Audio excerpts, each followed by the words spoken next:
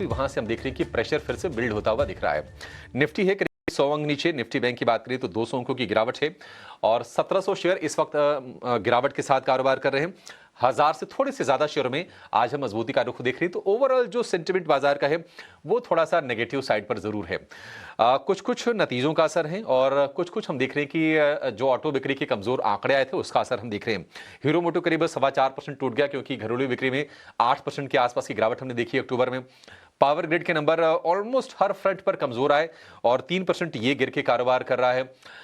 तो ये दो शेयर सबसे ज्यादा कमजोर हैं। टाटा कंज्यूमर भी हम देख रहे हैं कि नतीजों के बाद करीब 3.25% के आसपास की गिरावट दिखा रहा है। ऑटो में चौतरफा कमजोरी है। बजाज ऑटो, टाटा मोटर्स, ये भी शेयर आज हम देख रहे हैं कि गिरावट के साथ ही कारोबार करते हुए दिखाई दे रहे हैं। 50 में से 41 शेयर कमजोर हैं और 9 शेयरों में तेजी पर कारोबार हो रहा है और तेजी को लीड कर रहे हैं टाइटन और भारतीय एयरटेल। अपने नतीजों के बाद दोनों के दोनों शेयरों में 2% से ज्यादा की तेजी पर कारोबार हो रहा है। लेकिन वायदा का शो है तो एक बार जरा ये भी देख लीजिए कि आज कहां पर ज्यादा मजबूती है और कहां पर निराशा है। इंडस टावर करीब 3.25% ऊपर है क्योंकि भारतीय एयरटेल इसमें अपनी हिस्सेदारी को और बढ़ाएगी। अभी तक 51% के आसपास का हिस्सा है भारतीय एयरटेल का। 5% अतिरिक्त हिस्सा खरीदेगी। आगे कई ट्रांचेस में ये ट्रांजेक्शन हो सकते हैं। इसके अलावा हम देख रहे हैं कि डिलीवरी में 2.5% के आसपास की तेजी है।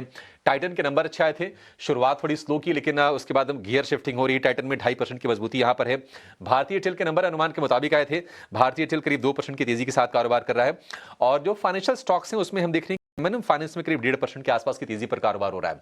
वायदा के जो गिरने वाले शेयर हैं, हीरो मोटो करीब 4.5% नीचे है। अक्टूबर में थोड़े से सबड्यूड परफॉर्मेंस है बिक्री के फ्रंट पर। एनसीसी करीब 3.5% नीचे है। पावर ग्रिड में 3.25% गिरावट। टाटा कंज्यूमर हम देख रहे हैं कि कंजम्पशन स्टॉक्स में सबसे ज्यादा कमजोरी इसी शेयर में है।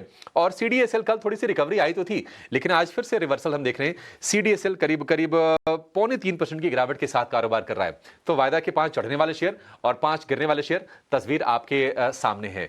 लेकिन आगे जरा बढ़ते हैं और अपने एक्सपर्ट को जोड़ते हैं और ये समझते हैं कि आपकी रणनीति बाजार में आज होनी क्या चाहिए। रिपोर्ट कार्ड भी हम लेकर आएंगे लेकिन उसके पहले समझ लेते हैं कि इंडेक्स पर अभी आपको करना क्या है। जेम फाइनेंशियल के अक्षय भागवत हमारे साथ हैं। अक्षय जी, बहुत शुक्रिया आपका समय देने के लिए। स्वागत है आपका टी9 स्वदेश पर। अक्षय जी, कंसोलिडेशन थोड़ा सा गहराता हुआ दिख रहा है बाजार में। 26,000 के लेवल को निफ्टी ने लूज किया। 58,000 की इर्द गिर्द हम निफ्टी बैंक को कारोबार करते हुए देख रहे हैं। 150 नीचे 58,000 से। आप जरा बताइए कि इंडेक्स में आप किस तरह का मूव देख रहे हैं और सलाह क्या होगी आपकी ओर से। जी तो गुड मॉर्निंग अभिषेक जी। देखिए, सुबह खुलते खुलते बाजार में थोड़ा सा दबाव का प्रेशर जरूर है और 25,700 जो एक अहम सपोर्ट जोन को कल रिस्पेक्ट या होल्ड करते हुए देखा, उस सपोर्ट को आज हम ब्रेक करते हुए देख रहे हैं। थोड़ी सी वीकनेस है, सपोर्ट ब्रीच हो चुका है और 25,625 से 25,650 ये एक इंटरमीडिएट सपोर्ट है और ओवरऑल जो डायरेक्शन है थोड़ा सा वीक है। तो मानना है कि आज थोड़ा सा नेगेटिव रहेगा। एक्सपायरी वीक है, एक्सपायरी डे है निफ्टी के लिए। 25,600 625 के आसपास एक्सपायरी होने की उम्मीद कर रहे हैं। और अगर कोई बाइंग की तरफ आपको ट्रेड बनाना है तो थोड़ा सा आपको वेट एंड वॉच करना है। कम से कम 25,700 के ऊपर मार्केट को सस्टेन होने दे, तभी वापस हम बाइंग के लिए सिचुएशन को रिव्यू करेंगे। और अगर नहीं हुआ तो 25,600 और 550 के रेंज में वापस बाय ऑन डिप्स वाली रणनीति के लिए सुझाव करेंगे। तो ये व्यू हो गया इंडेक्स को लेकर। लेकिन अगर आप कैश के और फ्यूचर्स के भाव में जो अंतर देखेंगे ना, तो निफ्टी हो या निफ्टी बैंक, दोनों के दोनों में आपको ना प्रीमियम दिखाई देगा। निफ्टी में तकरीबन मुझे लगता है कि 100 सवा 100 अंकों के आसपास का प्रीमियम है और निफ्टी बैंक की बात करें तो 250 अंकों के आसपास का प्रीमियम आपको निफ्टी बैंक में दिखाई देगा। तो बाजार का जो स्ट्रक्चर है उसमें अभी तक तो कोई डेंट के ऐसे संकेत नजर नहीं आ रहे हैं क्योंकि दोनों में आप देखेंगे कि निफ्टी में देखिए 115 पॉइंट के आसपास का प्रीमियम है। अक्षय जी, फिर जरा स्टॉक्स पर आते हैं। बताइए फिर कहां पर आप पोजीशन लेने की सलाह देंगे? आपके हिसाब से कहां पर आकर्षक मौके हैं? जी देखिए, ट्रेड्स अभी भी दोनों बाइंग की तरफ ही मैंने सुझाव करा है आज आपके शो पे। एक फ्यूचर्स में है और एक ऑप्शंस का कॉल है। तो फ्यूचर्स में स्टॉक का नाम है एवेन्यू सुपरमार्ट्स, जिसे डीमार्ट के नाम से भी जाना जाता है। तो एक ओवरसोल्ड स्टॉक है, काफी दिनों से स्टॉक थोड़ा सा नेगेटिव या पिटा हुआ है और ये ओवरसोल्ड जोन से एक सपोर्ट बेस से रिकवरी कर रहा है। हम उम्मीद कर रहे हैं कि एवेन्यू सुपरमार्ट में आपको एक ट्रेडिंग बाउंस बैक मिलेगा करंट रेट से, जिसके चलते 445 और 4345 और 4387 ये दो टारगेट के लिए ये स्टॉक उछल सकता है। स्टॉप लॉस आपको 4105 का बनाना है। तो फर्स्ट ट्रेड है डीमार्ट बाय, दूसरा ट्रेड है गोदरेज प्रॉपर्टीज का बाइंग, पर ये ऑप्शंस के द्वारा आपको बाय करना है। 25 नवंबर एक्सपायरी, इस पे आपको रणनीति बनानी है। वहां पे आपको 2320 इस कॉल को आपको बाय करना है, जिसका प्रीमियम करीबन 75-78 के आसपास आपको मिलेगा। टारगेट 1 आप बनाइए 103, टारगेट 2 आप बना सकते हैं 121 और स्टॉप लॉस आप बनाए 54 का। तो गोदरेज प्रॉपर्टीज और एवेन्यू सुपरमार्ट्स, ये दो मेरे ट्रेडिंग रिकमेंडेशंस होंगे। गोदरेज प्रॉपर्टीज में, अच्छा ठीक है, गोदरेज प्रॉपर्टीज में नहीं, ऑप्शंस के जरिए आपको सलाह दी जा रही है, ये आप ध्यान रखिएगा। नवंबर वाली 2320 वाली कॉल खरीदनी है आपको, ये मेंशन कर दीजिए, तब दर्शकों को पता चल जाएगा कि एग्जैक्टली हम बता क्या रहे हैं। और ये कॉल मिलेगी 2320 वाली, करीब करीब 79 से 84 रुपए की रेंज में ये मिल जाएगी। टारगेट होगा 103 रुपए और 121 रुपए का, और स्टॉप लॉस लगा के चलिए आप 54 रुपए का। नवंबर 2320 की कॉल, सी यानी कि कॉल खरीदनी है आपको। और दूसरी जो रिकमेंडेशन है वो है डीमार्ट को लेकर। इसमें टारगेट होगा 4345 और 4347 रुपए का, और स्टॉप लॉस लगाना है 4105 रुपए का। तो एक कॉल और एक फ्यूचर वाला स्टॉक है, और दोनों के दोनों में बाइंग के रिकमेंडेशन है। अक्षय जी जरा ये भी क्लियर कर दीजिए, आप ये लेवल्स तो कैश के दे रहे हैं ना, जो भी आपने डीमार्ट के दिए हैं? जी बिल्कुल, दोनों ट्रेड्स, पहला तो ट्रेड आपका फ्यूचर्स में था, पर मैंने लेवल आपको दिया है स्पॉट का। दूसरा ट्रेड जो था वो ऑप्शंस का ट्रेड था, तो ऑप्शन प्रीमियम पे आपको मैंने लेवल दिया हुआ। ठीक है, ठीक है। ये रिकमेंडेशन दोनों के दोनों आपके लिए। इस बीच वन मूवी क्विक के नंबर्स अभी आए और हमने देखा कि कंपनी का घाटा बढ़ रहा है। एक बार जरा नतीजे आप लेकर आइए स्क्रीन पर, और शेयर भी हमें दिखाइए वन मूवी क्विक सिस्टम्स का। और शेयर प्राइस में हम देख रहे हैं कि गिरावट हो रही है, करीब करीब 3% आपको ये शेयर नीचे दिखाई देगा, क्योंकि नंबर्स थोड़े से वीक आए हैं। और नंबर्स वीक होने के साथ साथ हम ये भी देख रहे हैं कि बाजार में भी जो गिरावट है ना, थोड़ी सी वो और गहराती हुई दिख रही है। इस वक्त जो निफ्टी की जो कमजोरी है वो है करीब करीब 110 अंकों के आसपास की। निफ्टी बैंक की बात करिए तो गिरावट है 3.25 अंकों की। तो निफ्टी में तो ज्यादा कोई ऐसी नुकसान पिछले कुछ मिनटों में नहीं हुआ है, लेकिन निफ्टी बैंक में जरूर हम वीकनेस देख रहे हैं, और 57,800 के आसपास आपको आकर निफ्टी बैंक कारोबार करता हुआ दिखाई देगा। वन मूवी क्विक, अक्षय जी जरा इसका चार्ट चेक कीजिए। कैश का स्टॉक क्या राय होगी? नंबर थोड़े से वीक हैं, क्या और गिरेगा शेयर ये? जी, तो ये स्टॉक, जस्ट अगर मैं टेक्निकल चार्ट्स पे इसको मैं एक बार एनालाइज कर रहा था, तो इसमें जो ओवरऑल जो ट्रेंड दिख पा रहा है स्टॉक में, वो नेगेटिव है। थोड़ा सा एग्जैजरेटेड मूवमेंट फिलहाल हम देख पा रहे हैं इसमें, क्योंकि स्टॉक ने एक हल्का सा जो रेंज बाउंड कंसोलिडेशन था, जिसपे एक हल्का सा सपोर्ट आपका 262 पे बन रहा था, उसको ब्रीच कराया। तो ये टेम्पररी डाउनसाइड मूवमेंट है, मुझे नहीं लगता ये शायद नतीजों के पीछे मोमेंटम हो सकता है। बट स्टॉक में 245 से 250 का बहुत ही एक अहम सपोर्ट जोन है। इंट्राडे या कल के लिए ये सपोर्ट वैलिड होगा। तो फिलहाल कोई खरीदारी तो ना करे, क्योंकि थोड़ा ट्रेंड हल्का सा नेगेटिव दिख रहा है। पर जिनके पास है स्टॉक, उनको स्ट्रिक्ट स्टॉप लॉस 245 के नीचे मेंटेन करके होल्ड करना है। अगर यहां से उछलता है स्टॉक, तो आप 275 या 280 की तैयारी कर सकते हैं।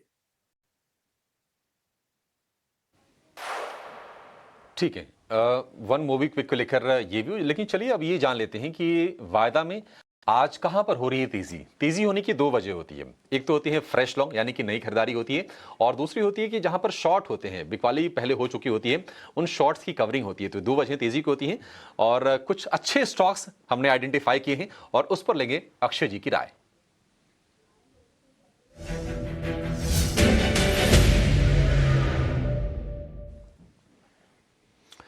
एफएनओ में अगर हम लॉन्ग बिल्डअप की बात करें तो आज हम देख रहे हैं कि हिताची एनर्जी इसमें बड़ी अच्छी तेजी बनी है, करीब 12.25% आसपास ऊपर आपको ये शेयर दिखाई देगा। डिलीवरी में अच्छी बाइंग है, 485 रुपए के भाव हम देख रहे हैं, 2.25% के आसपास की तेजी है। और डिलीवरी की खास बात यह है ना कि ये जब शेयर मोमेंटम में होता है ना, तो बैक टू बैक कई सत्र की हम तेजी देखते हैं। क्या ये चीज डिलीवरी शेयर में आगे देखने को मिलेगी? भारतीय एयरटेल ऑलरेडी एक स्ट्रांग काउंटर, वेटेज के लिहाज से भी काफी बढ़िया है। निफ्टी में भी अच्छा वेटेज कमांड करती है कंपनी। 2118 रुपए के भाव हम देख रहे हैं, 2% की तेजी है क्योंकि नंबर्स इसके अच्छे आए थे। और इंडस टावर, एक तो रूलिंग जो सुप्रीम कोर्ट की आई, मतलब सुप्रीम कोर्ट की तरफ से जो क्लैरिफिकेशन आया था एजीआर ड्यूज को लेकर, उसने कल सपोर्ट करने काम किया। उसके बाद ये खबर आई कि भारतीय एयरटेल इसमें हिस्सेदारी अपनी बढ़ाएगी, एडिशनल 5% हिस्सा लेगी। उसके चलते इंडस टावर का शेयर चला है करीब 2.5%। अक्षय जी, इन शेयरों में से आपसे ना मैं डिलीवरी पर स्पेशल में आपसे राय जानना चाहूंगा कि डिलीवरी में आप कितनी तेजी देख रहे हैं और क्या फ्रेश पोजीशन तेजी की बनानी चाहिए। और दूसरी चीज, ये इंडस टावर भारतीय एयरटेल में अगर आपको कहीं मौका दिख रहे हो फर्दर यहां से, आप उसको भी हाईलाइट कीजिए सर। जी। तो देखिए, सबसे पहले डिलीवरी की बात की तो मेरा भी वही मानना है अभिषेक जी कि चारों स्टॉक्स में अगर मैं कोई एक स्टॉक चुनना होता मुझे, तो मैं डिलीवरी को ही चुनता था, क्योंकि यहाँ पे आप देखें तो गैप अप वाला सिनेरियो नहीं है। बाकी के तीनों स्टॉक में आज गैप अप के बाद आपको तेजी दिख पा रही है, तो ट्रेड के रिस्क रिवॉर्ड पे ऑफ डिफाइन करने में थोड़ी सी मुश्किल होगी। डिलीवरी में ओवरऑल प्राइस स्ट्रक्चर स्ट्रांग है, एक रेंज बाउंड कंसोलिडेशन है और लॉन्ग एडिशंस हमें दिख पा रहा है, और एक स्टॉक पोटेंशियल 490 जोन की ब्रेकआउट की तैयारी कर रहा है। और जिस तरीके का टेक्निकल सेटअप है, मुझे लग रहा है कि शायद जल्दी आपको ये 490 का ब्रेकआउट देखने को मिलेगा, जिसके चलते 510 और 525 ये दो टारगेट खुल जाएंगे। तो जब तक स्टॉक 460 के ऊपर है, ये व्यू मेरा वैलिड रहेगा, पॉजिटिव व्यू। तो आप होल्ड या बाय की सलाह हम डिलीवरी में देना चाहेंगे। अभी बात करेंगे जो एडीआर ड्यूज के न्यूज के पीछे इंडस टावर और भारतीय एयरटेल में आज गैप अप का हमने एक सिचुएशन देखा है। तो अभी गैप अप के पीछे भागना थोड़ा सा मुझे रिस्की लग रहा है, पर अगर दोनों स्टॉक मुझे एक स्टॉक चुनना है तो इंडस टावर ये स्टॉक में पोजिशनली बाय करने का सुझाव दूंगा, क्योंकि यहाँ पे जो ओवरऑल डेरिवेटिव्स का लॉन्ग बिल्डअप है, टेक्निकल सेटअप है, उसके चलते 425 तक नवंबर महीने में ऊपर के लेवल टेस्ट होने की उम्मीद दिख पा रही है। 370 का सपोर्ट बेस बन चुका है, तो इंडस टावर एक अच्छा ट्रेड आपके लिए बनेगा ये टेलीकॉम स्पेस में। ठीक है, इंडस टावर एक बढ़िया ट्रेड बनेगा। इंडस टावर के भाव कैश के और फ्यूचर्स के आपके सामने हैं। हालांकि जो भाव अक्षय जी मेंशन कर रहे हैं वो लेवल्स हैं सारे के सारे कैश। डिलीवरी में आज हम देख रहे हैं कि ओपन इंटरेस्ट भी काफी बढ़िया है, यानी कि आगे को लेकर जो ट्रेडर्स हैं ना वो थोड़े से बुलिश हैं। प्राइस पैटर्न के हिसाब से ये दिखाई दे रहा है। करीब करीब 8% का ओपन इंटरेस्ट है डिलीवरी में। तो डिलीवरी पर और इंडस टावर को लेकर ये व्यू हो गया। लेकिन जरा उन शेयरों की बातचीत कर लेते हैं जहां पर हो रही है शॉर्ट कवरिंग। नुवामा वेल्थ में आज हम देख रहे हैं कि शॉर्ट्स कट रहे हैं। सीजी पावर में मंदी से निकल रहे हैं। सेल में भी आज हम तेजी देख रहे हैं, वहां पर भी इंटरेस्ट लौटी है। और लॉरस लैब्स में आज हम देख रहे हैं कि वहां पर भी शॉर्ट कवरिंग हो रही है। अक्षय जी, सीजी पावर और सेल, मुझे ये दोनों ही स्टॉक थोड़े से ना बेहतर लग रहे हैं शॉर्ट कवरिंग वाले बेट में। आपकी रिकमेंडेशन, आपकी नजर कहां गई है? जी। तो पहले सीजी पावर का अगर हम व्यू देखें तो सीजी पावर जो है इसमें टेक्निकली एक अच्छा ओवरऑल जो सेटअप बन पा रहा है टेक्निकली, उसमें मुझे काफी कंफर्मेशन मिल रहा है कि स्टॉक में एक बेस बन चुका है 720 के लेवल पे। और हालांकि थोड़ा सा टाइम या समय लग सकता है ये चलने में, क्योंकि गए 2 दिन में थोड़ा जरूर चला है, बट ओवरऑल जिस तरीके का सेटअप है, थोड़ा सा आपको समय इस ट्रेड में देना पड़ेगा। और मुझे लग रहा है कि 800 के लेवल शायद आने वाले दिनों में सीजी पावर में आपको रिविजिट होते हुए दिख सकते हैं।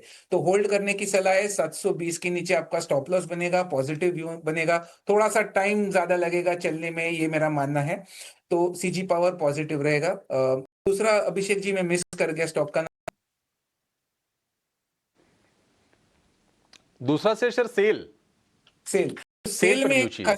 जी जी, सेल में खासियत है सर कि अब तक आप देखें कि मेटल्स के सब स्टॉक्स चल गए, सेल एक ही एक लेगार्ड है जो अभी तक उस लेवल की तेजी पकड़ नहीं पाया, क्योंकि 140 एक बहुत ही इंपॉर्टेंट रेजिस्टेंस है। ज्यादातर ये स्टॉक आपके एफएनओ बैन में चलता है, फिलहाल बैन में नहीं है, बैन से आउट है।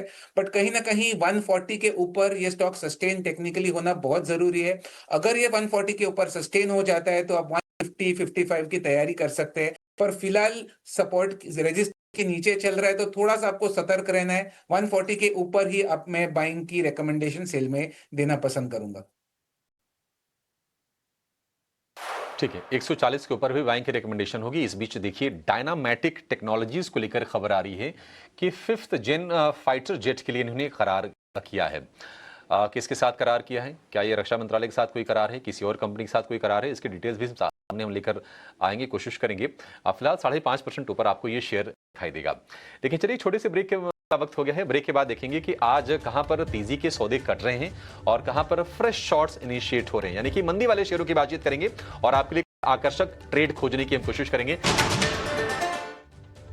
ब्रेक के बाद आपका फिर से स्वागत है। एफएनओ जंक्शन में बाजार है वीक। निफ्टी बैंक है करीब 250 अंक नीचे। निफ्टी की गिरावट है करीब 100 अंकों के आसपास की। ज्यादा कोई परिवर्तन पिछले 20-25 मिनटों में नहीं है। लेकिन चलिए वादा का शो है, बातचीत कर लेते हैं कि कहां पर आज हो रही है नई मंदी और कहां पर कट रहे हैं तेजी के सौदे।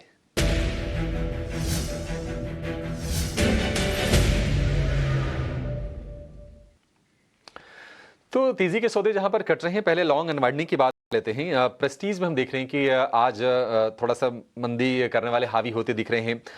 गोदरेज कंज्यूमर में आज हम प्रेशर देख रहे हैं क्योंकि कंजम्पशन वाले स्टॉक्स टाटा कंज्यूमर की अगुवाई में थोड़े से गिरावट के शिकार हो रहे हैं। एमसीएक्स करीब करीब 1.25% नीचे है, लेकिन यह है कि हाँ स्टॉक लगातार चला था, मजबूत भी था। आज थोड़ी सी वहां पर नरमी के संकेत आ रहे हैं। और ब्लू स्टार एक और स्ट्रॉन्ग काउंटर था, आज हम देख रहे हैं कि ये भी इसमें थोड़े से मंदड़ी हावी हो रहे हैं। अक्षय जी, फटाफट कोई शेयर जहां पर नए शॉर्ट किए जा सकते हो? जी देखिए, प्रेस्टीज एस्टेट में कंटिन्यूस शॉर्ट बिल्डअप हो रहा है। गए 3-4 दिन से स्टॉक ने 1780 का सपोर्ट भी ब्रीच करा है और जिस तरीके का सेटअप है 1740 या 1720 की और स्टॉक जाता हुआ दिख रहा है। तो क्लियरली थोड़े शॉर्ट्स भी है, लॉन्ग अनवाइंडिंग भी काफी ऊपर 1780 के ऊपर हमने 3-4 दिन पहले बनते हुए देखे हैं। तो ये एक पॉसिबल वीकनेस वाला कैंडिडेट हो सकता है। एमसीएक्स में हालांकि प्रॉफिट बुकिंग आज जरूर है, बट ओवरऑल टेक्निकली अभी भी स्टॉक पॉजिटिव है। कहीं ना कहीं 9300 पे स्ट्रॉन्ग सपोर्ट है। तो ज्यादा शॉर्टिंग की रिकमेंडेशन एमसीएक्स में मैं नहीं करना पसंद करूंगा। इनफैक्ट बाय ऑन डिप्स करने की रणनीति रहेगी एमसीएक्स में। ठीक है, एमसीएक्स पर बाय ऑन डिप्स करने की सलाह है। लेकिन जहां पर ताजा बिकवाली हो रही है, सीडीएसएल में हम देख रहे हैं कि आज कल शेयर थोड़ा सा चढ़ा था, लेकिन दिक्कत की बात यह है कि पिछले 6 सत्र में 5 सत्र में यह शेयर गिरावट का शिकार हो चुका है। और आज जो शॉर्ट्स हो रहे हैं ना, अब हम देख रहे हैं कि ओपन इंटरेस्ट भी इसमें ठीक ठाक है, करीब 8.5 के आसपास का। तो इंडिकेशंस ये है कि शायद थोड़ा सा शेयर और नीचे जाए। सीडीएसएल को क्या शॉर्ट करना है अक्षय जी? और दूसरी राय आपसे हम चाहेंगे पावर ग्रिड को लेकर, अभी कितना गिरेगा शेयर ये? जी बिल्कुल, सीडीएसएल में शॉर्ट्स कर सकते हैं आप, क्योंकि अगर आप एक्शन देखें तो बार बार स्टॉक को कहीं ना कहीं 1600 के लेवल पे रिजेक्शन मिला है मल्टीपल टाइम्स। मैं कहूंगा अगस्त से हम देख पा रहे हैं कि 1600 1625 के ऊपर स्टॉक टिक पा रहा है। गए 2 दिन में शॉर्ट्स बिल्डअप भी फ्रेश हमने इस काउंटर में बनते हुए देखा है। तो 1450 की और मोस्टली स्टॉक जाते लग रहा है नवंबर मंथ में। तो आप 1600 के ऊपर स्टॉप लॉस बना के या शॉर्ट करा है आपने तो होल्ड करने की सुझाव रहेगी। शॉर्ट टर्म वीकनेस अपने को देखने को मिल सकता है।